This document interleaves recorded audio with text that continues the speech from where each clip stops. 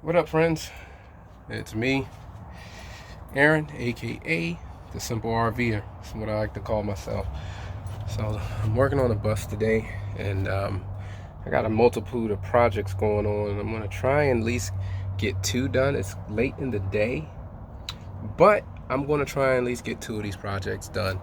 One of the projects is putting in a transfer switch in the inverter for the outlets, because I'm wiring in the inverter, and I really don't want to have to worry about switching the inverter back and forth when it comes to our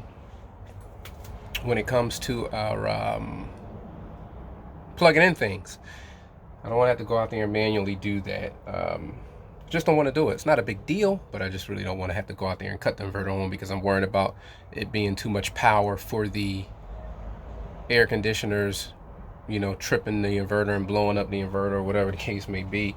So I'm going to go ahead and wire those out, so that way all of my outlets will be live when the inverter is on, and that way I don't have to worry about having a separate inverter and then running a cord if I want power in the back, or cutting the generator on to watch TV.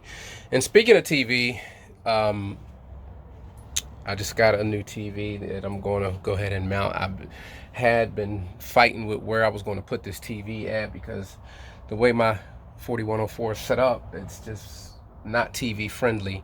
It had an old TV that was sitting right here by the sink and the chair.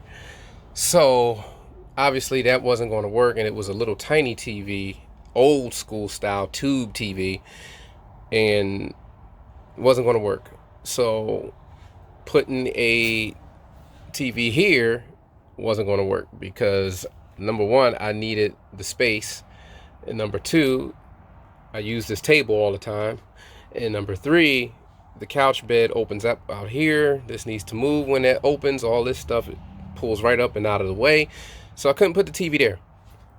So initially I settled on mounting it to the roof. I have a drop down hinge for it, but then it was so low that people are going to probably bump their heads on it and damage the screen, and then that was a problem. So what I opted to do is I'm going to mount it,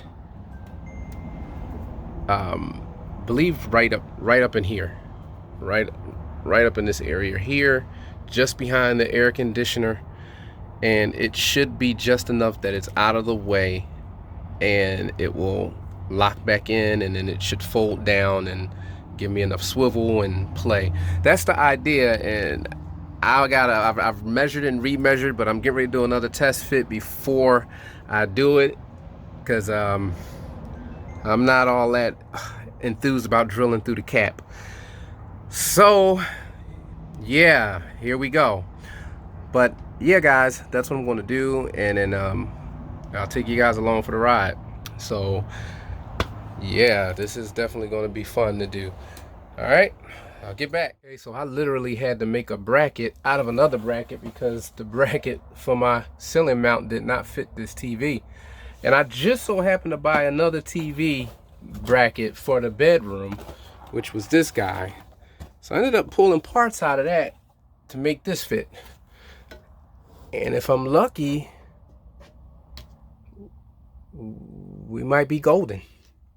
Stay tuned.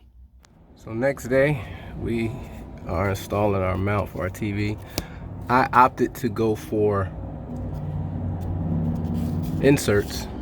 So I'm putting the inserts right now. These are roughly quarter by 20. So I'm going to put those inserts in, and then what we will have is the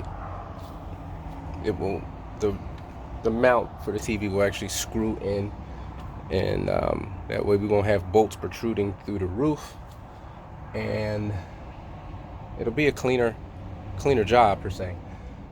And then I'll go up top and seal off the holes. And actually, looking at it, I really didn't even need to go as far through as I thought I did, so I could have actually probably got away with not actually going all the way through the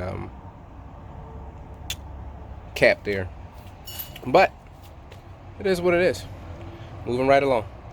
Right, so we got the TV done, and I'm just mirroring it to what we're looking at. I just thought that was cool. And when it's not in use, it'll simply just push up and tuck out of the way. Pretty much like that.